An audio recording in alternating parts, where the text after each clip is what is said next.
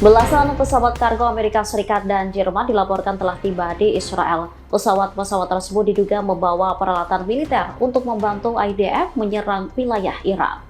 Dikutip dari tribunnews.com, setidaknya ada 14 pesawat kargo milik Amerika Serikat dan Jerman yang mendarat di Israel. Pesawat kargo itu datang membawa peralatan tempur dalam jumlah besar. Langkah ini memicu kekhawatiran internasional. Pasalnya, pengiriman tersebut terdiri dari kendaraan militer, amunisi, dan logistik tempur lainnya.